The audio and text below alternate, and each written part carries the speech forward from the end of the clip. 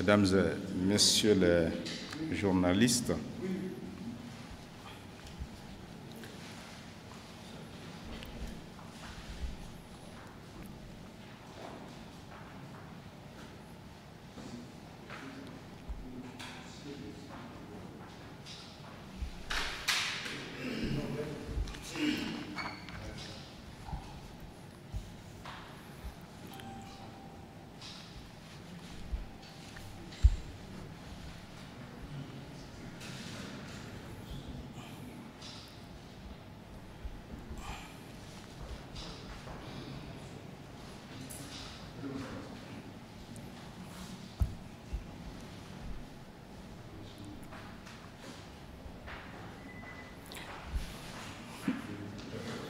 bien. Je suis donc avec le ministre d'État, ministre auprès du président du Faso chargé de la réconciliation nationale et de la cohésion sociale, qui va être avec moi pour ce point d'échange sur les délibérations du Conseil des ministres de ce jour, 21 avril 2021, qui s'est tenu donc sous la présidence de son Excellence, M. Roch-Marc Christian Kaboré, président du Faso. Nous avons débuté notre réunion à 9h et l'avons terminée à 17h40. Et nous avons délibéré donc sur les dossiers inscrits à son ordre du jour, entendu des communications orales, procédé à des nominations et autorisé donc des missions à l'étranger. Au titre des délibérations et pour le compte du ministre d'État, ministre auprès du président du Faso chargé de la réconciliation nationale et de la cohésion sociale, le Conseil des ministres a adopté un rapport relatif au processus de réconciliation nationale. Le rapport adopté fait le point de la réflexion sur l'ensemble des questions relatives à la réconciliation nationale et fixe une feuille de route devant conduire au Forum sur la réconciliation nationale. Élaboré donc selon les directives du président du Faso, le rapport ainsi adopté évoque donc l'actualité du besoin de réconciliation nationale et présente les différentes catégories de faits générateurs d'un besoin de réconciliation nationale tel que perçu par les acteurs donc rencontrés par le ministre d'État. Le rapport présente des éléments d'une nouvelle démarche de réconciliation nationale. Et le rapport indique également donc, la tenue prochaine du Forum national sur la réconciliation nationale, dont les dates seront naturellement retenues ou fixées ultérieurement. Au titre du ministère des Affaires étrangères, de la coopération, de l'intégration africaine et des Burkinabés de l'extérieur, le Conseil a adopté deux rapports. Le premier est relatif à un décret portant organisation du ministère des Affaires étrangères, de la coopération, de l'intégration africaine et des Burkinabés de l'extérieur. Cette nouvelle organisation fait suite à la formation du gouvernement le 10 janvier 2021 et également en raison des nouvelles attributions de ce ministère suivant le décret donc numéro 23 du 1er février 2021 qui porte donc attribution des membres du gouvernement. Le deuxième rapport est relatif à une demande d'agrément pour la nomination d'un ambassadeur plénipotentiaire de la République islamique de Mauritanie auprès du Burkina Faso. Le Conseil a marqué son accord pour la nomination de M. Amédou Ould Amédou en qualité d'ambassadeur plénipotentiaire de la République islamique de Mauritanie auprès donc du Burkina Faso avec résidence à Bamako. Au titre du ministère de l'Économie, des Finances et du Développement, le Conseil des ministres a connu deux rapports. Le premier a adopté un décret portant obligation de déclaration de la propriété effective des entreprises extractives. Et ce décret fait obligation donc de divulgation du nom du ou des propriétaires de toutes les entreprises extractives exerçant ou voulant exercer au Burkina Faso. Et cela conformément à une norme de l'initiative pour la transparence dans les industries extractives, communément appelée ITIE. Et en l'occurrence ici, il s'agit de la norme 2.5. Par ce décret, donc, est considéré désormais comme propriétaire effectif ou réel, ou encore bénéficiaire effectif, la personne physique ou morale détenant dans une entreprise extractive une part du capital d'au moins 25% plus une action. Toutes ces personnes sont tenues de faire une déclaration au registre des propriétaires effectifs qui sera donc ouvert auprès du tribunal de commerce de Ouagadougou. Le Conseil, toujours au titre de ce ministère de l'économie, des finances et du développement, a adopté donc dans un deuxième rapport un décret afin de doter le Centre national d'études stratégiques d'un statut d'établissement public d'État à caractère scientifique, culturel et technique, en lieu et place de son précédent statut d'établissement public à caractère administratif.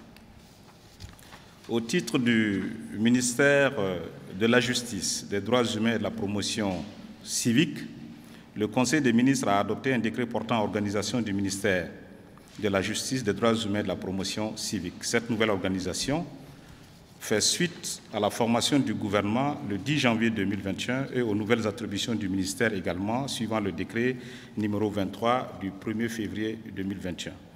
Je rappelle que ce décret, naturellement, porte attribution des membres du gouvernement.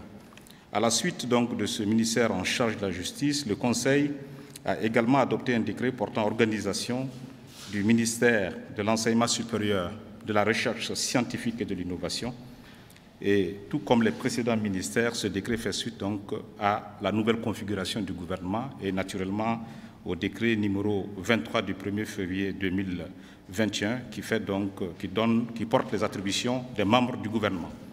Au titre du ministère de la Femme, de la Solidarité nationale et de l'Action humanitaire, le Conseil des ministres a connu 2 rapports. Le premier rapport est relatif à un décret portant création, attribution, composition et fonctionnement d'un Conseil national du développement intégré de la petite enfance au Burkina Faso. La création de ce Conseil national vise l'amélioration de la qualité et de la cohérence des interventions faites en faveur de la petite enfance dans notre pays. Le second rapport au titre de ce ministère est relatif à un plan national de contingence des situations de crise aux frontières de notre pays pour la période 2020-2022. Le Conseil des ministres a examiné ce plan qui coordonne une vision de notre pays pour faire face aux crises et aux déplacements des populations à nos frontières. Ce plan national de contingence est évalué à un peu plus de 279 milliards de francs CFA et sera donc financé par le budget de l'État, les partenaires techniques et financiers, ainsi que le secteur privé. Au titre du ministère de l'Agriculture, des aménagements hydro-agricoles et de la mécanisation, le Conseil des ministres a adopté un décret portant organisation du ministère de l'Agriculture, des aménagements hydro-agricoles et de la mécanisation. Cette nouvelle organisation fait suite à la formation du gouvernement le 10 janvier 2021 et aux nouvelles attributions de ce ministère suivant le décret numéro 23 du 1er février 2021. Au titre du ministère de l'Industrie, du Commerce et de l'Artisanat, le Conseil des ministres a adopté un rapport relatif au bilan de la campagne cotonnière 2020-2021 et les perspectives de la prochaine campagne 2021-2022. Les résultats prévisionnels de la campagne 2020-2021 du coton font ressortir une production globale de 472 000 tonnes de coton-graines, soit un progrès de 7% par rapport à la saison prochaine. La prochaine campagne, donc 2021-2022, escompte atteindre 627 500 tonnes de coton et avec des besoins de subventions de l'État estimés à un peu plus de 20 milliards de francs CFA. Après les délibérations, le Conseil a entendu donc des communications orales au titre donc de la présidence du Faso. Au regard de la situation de décès du président du Tchad, le maréchal Idriss Déby Itno, le Conseil des ministres a observé une minute de silence en sa mémoire et a, au nom donc du peuple du Burkina Faso, réitéré donc ses condoléances les plus attristées au peuple frère du Tchad. Au titre du ministère de l'Administration territoriale et de la décentralisation, le Conseil a entendu un rapport du ministre d'État sur les actes d'indiscipline d'acteurs communaux et régionaux en violation des dispositions du Code électoral relatives au nomadisme politique. Le Conseil a insisté à inviter le ministre à veiller à l'application effective de ces dispositions qui visent donc à assainir le jeu démocratique. Au titre du ministère de la Communication, le Conseil a été informé du prononcé du discours de son Excellence, Monsieur le Premier ministre, devant l'Assemblée nationale, au titre de l'article 109 de la Constitution, qui consacre que le Premier ministre doit présenter l'état de la nation devant les députés. Et ça sera donc le jeudi 20 mai à 10 h. Au titre du ministère de l'Agriculture, des Aménagements agricoles et de la mécanisation, le Conseil des ministres a autorisé que la cérémonie d'ouverture de la 22e édition de la Journée nationale du paysan, qui devrait se tenir le 23 avril, que cette cérémonie d'ouverture soit déportée au samedi 24 à 9h. Auparavant, avant 7h, donc à 7h45, le gouvernement donc procédera à l'inauguration de la route Manga-Zabré, le samedi 24. Toutes les autres activités donc, qui avaient été prévues dans le cadre de la célébration de cette JNP sont naturellement maintenues. Donc tels étaient principalement les dossiers inscrits à l'ordre du jour du Conseil. Et si vous en convenez, je voudrais donc inviter le ministre d'État auprès du président du FASO, chargé de la réconciliation nationale et de la cohésion sociale, pour vous en dire davantage sur ce rapport qui a été un des dossiers, j'allais dire, le plus discuté ce matin. Monsieur le ministre d'État. Oui. Merci, Monsieur le ministre de la Communication. Mesdames et Messieurs, merci de votre attention. Comme l'a indiqué Monsieur le ministre de la Communication, effectivement, aujourd'hui était le jour où le Conseil donc, des ministres a eu l'occasion de discuter donc, de la question de la réconciliation de manière très officielle autour d'un rapport introduit selon les normes, ce qui a bien entendu conduit à un certain nombre de décisions. Ce rapport, comme il se doit, faisait un peu le point de l'ensemble de la réflexion autour donc, de la question. Mais je dois dire que vous, les journalistes, vous avez même dévancé les ministres parce qu'à force de me harceler, vous avez connu le contenu de ce qui a été de nos membres du gouvernement. C'est en fait ce que je vous ai expliqué, qui a été donc expliqué dans ce rapport-là, qui a été donc soumis à l'attention du Conseil des ministres, dans lequel, bien entendu, la question de la réconciliation dans ses fondements a été posée et développée, l'historique de la question dans notre pays, les différents besoins de réconciliation dans notre pays que j'ai eu l'occasion d'égrener devant vous dans le cadre d'un point de presse au service de presse du gouvernement, réconciliation socio-politique, réconciliation socio-sécuritaire, réconciliation administrative, réconciliation sécuritaire, réconciliation économique et financière, et réconciliation civique. Donc ce sont des choses que vous êtes en tout cas supposés connaître déjà.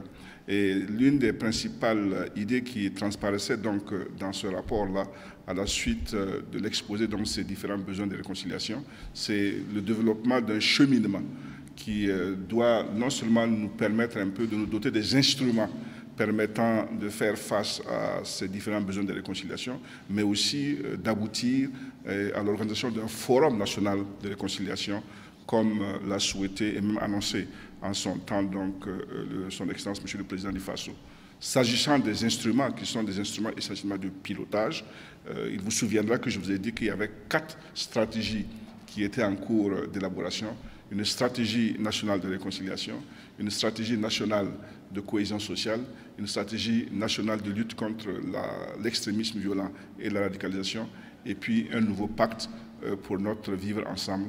L'ensemble de ces instruments-là, donc, vont ceux qui vont non seulement nous conduire vers le forum, mais ensuite être les instruments de mise en œuvre et de déroulement donc, de l'ensemble de la démarche donc, de réconciliation. Ce forum-là, qui va être un peu l'occasion de rassembler l'ensemble des forces vives de la nation, se tiendra donc à une date qui vous sera communiquée en temps opportun, mais sera précédée par des concertations régionales, communales et provinciales pour permettre au maximum de couches sociales de notre pays, au maximum de Burkinabés, de s'approprier donc de la question de la réconciliation, d'avoir une compréhension harmonisée de la vision de son Excellence, Monsieur le Président du FASO, d'avoir connaissance un peu de la manière dont le gouvernement, sous son magistère, est en train donc de conduire la stratégie, mais aussi de donner leurs opinions sur la question de la réconciliation, y compris en faisant remarquer les problèmes de réconciliation qui se poseraient éventuellement dans leur terroir. C'est une approche participative qui s'impose au regard de la nature et de la complexité donc, du problème de réconciliation lui-même. Il est bon que la stratégie nationale de réconciliation du Burkina Faso soit le fruit de la participation et de la réflexion de l'ensemble des Burkinabés. Et comme j'ai dit, en temps opportun, les dates vous seront communiquées par rapport à cela. Le cheminement qui doit mener de maintenant à ce forum-là, c'est ce qu'on appelle la feuille de route, a été bien étudié et bien examiné, et l'ensemble des activités et tâches qui doivent s'égner de maintenant jusqu'à la tenue du forum ont été présentées au Conseil des ministres qui l'a adopté. Il y a, et je terminerai par là, peut-être 4 éléments clés que l'on peut retenir un peu de la discussion de ce rapport en Conseil des ministres. Premièrement, et c'est une décision, le rapport a été adopté, ce qui veut dire que le Conseil des ministres a donné son autorisation pour que la démarche telle qu'elle a été présentée puisse se dérouler avec les paramètres que je vous ai indiqués. Deuxièmement, la discussion autour de ce rapport-là a été l'occasion pour le Conseil des ministres de réaffirmer son attachement et l'attachement du président du Faso au triptyque vérité, justice et réconciliation. Rien, mais absolument rien ne sera fait dans cette démarche-là qui puisse ressembler de près ou de loin à une prime de l'impunité.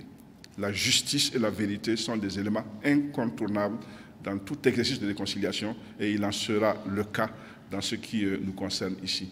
Donc la troisième décision portait sur la tenue de ce forum-là, comme je l'ai dit tantôt. Et une quatrième décision qui est importante en termes de pilotage de l'opération, il est prévu la mise en place d'un organe d'orientation nationale qui va d'une certaine manière conseiller le gouvernement sur cette démarche-là. Le nom et la composition de l'organe-là vous seront communiqués très très rapidement, y compris les membres qui seront amenés à siéger là. Mais soyez rassurés qu'il s'agit déjà à ce niveau-là d'un souci de faire en sorte que l'ensemble des couches sociales de notre pays-là y soient représentées. Voilà, Monsieur le ministre, Mesdames et Messieurs, ce que je peux dire à ce stade-là sur la discussion et l'adoption de ce rapport en Conseil sur la question de la réconciliation nationale. Je vous remercie.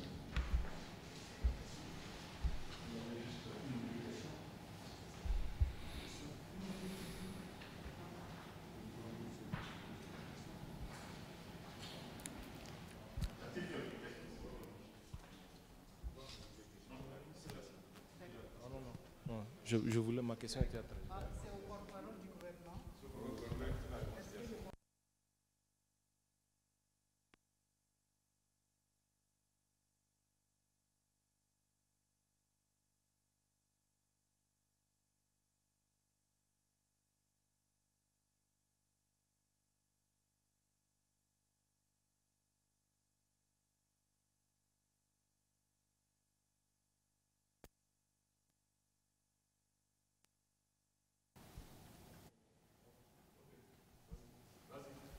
Oui, merci. Moi, c'est Amadou Ouedraogo du journal Minute.bf. C'est une question d'actualité nationale. Le ministre de la Santé a annoncé récemment l'arrivée du vaccin contre le Covid. Il n'y a pas très longtemps, en Conseil des ministres, vous disiez que ce n'était pas une urgence pour le Burkina, le vaccin n'était pas une urgence pour le Burkina. Qu'est-ce qui explique maintenant qu'on parle de vaccin maintenant, est-ce qu'on prend le vaccin par conformisme ou bien c'est... Bon, merci. Je ne sais pas comment vous faites la lecture de vos actualités. Quand vous me posez la question, vous vouliez savoir si ce mercredi-là, nous avons abordé le sujet. Je vous avais dit que ce n'était pas la priorité à ce moment-là. Et je vous avais aussi dit que le gouvernement s'y prépare tout simplement, puisque nous avons un comité national de gestion de cette pandémie. Donc si plus tard, pendant 2-3 semaines, nous sommes prêts et nous abordons le sujet avec beaucoup de responsabilité, je ne vois pas où est la contradiction. Vous voyez bien qu'on n'est pas dans la précipitation que vous attendiez ou que vous espériez. Nous sommes dans une démarche méthodique, scientifique et de préparation. Le comité national de gestion s'est réuni. Le ministre de la Santé a pris le soin de vous rencontrer. J'espère que vous étiez à son déjeuner d'ailleurs, puisque nous sommes partie prenante de l'organisation de ce déjeuner. Samedi, où il a rencontré tous les médias pour en parler. Moi-même, personnellement, sur un de vos médias, j'ai dû aborder le sujet. Je disais que la pandémie, elle est mondiale. Et la réponse est mondiale. La réponse tourne autour, au moins, de la promotion ou du développement du vaccin. Le Burkina ne pouvait pas se mettre en retrait. Et comme tous les autres pays, nous faisons partie d'une initiative internationale, communautaire, connue de tous, qui est l'initiative COVAX, qui devrait nous envoyer des vaccins. Mais vous savez que les vaccins demandent toute une logistique méthodique, scientifique. Et le comité national de vaccination qui existe depuis l'année dernière, ça aussi je pense que vous l'avez noté, a dû donc se mettre au travail et puis s'organise naturellement pour donc accepter et recevoir ces vaccins. Et on avait dit quelques principes, le ministre vous l'a répété d'ailleurs. Il ne s'agit pas d'attraper tous les Burkinabés à tous les coins de rue pour les vacciner. C'est une vaccination volontaire. Il est de la responsabilité de l'État que si un Burkinabé veut se vacciner contre la Covid, qu'il puisse trouver ce vaccin. Comme lorsque vous voulez voyager, lorsqu'on vous demande le vaccin contre la rougeole ou la méningite, je pense que vous allez dans des points de vaccination pour le faire. Donc je ne vois vraiment pas de contradiction. Vous voyez bien qu'il n'y a pas le feu à la maison. Bien. Une question. Oui, très rapidement. Initialement, les Jeux de la solidarité islamique devaient être organisés par le Burkina et ça a été cédé au Cameroun. Qu'est-ce qui n'a pas marché? Et je voulais savoir si le sujet a été abordé en Conseil des ministres. Bon, moi, je suis informé par le ministre des Sports sur sa page de communication. Je suppose que vous êtes aussi allé sur cette page pour lire le communiqué du ministre des Sports qui dit que donc le comité qui se charge de désigner le pays, le 16 avril dernier, a décidé de donner donc l'organisation au Cameroun. Donc ce qu'il faut faire, c'est de peut-être analyser les raisons pour lesquelles on n'a pas été assez compétitif sur cette candidature. Mais je n'ai pas les raisons de la défaillance de notre candidature. Et vous savez que si le Burkina avait obtenu ces Jeux, les autres pays qui avaient été candidats auraient certainement le même questionnement. Donc laissez quand même le temps au ministère des Sports d'évaluer un peu les faiblesses de cette candidature et vous revenir, probablement. Donc je vous invite à lire le communiqué du ministère des Sports, d'ailleurs, qui est assez explicite à ce sujet. Voilà. Bien, je vous souhaite une excellente soirée. Oui.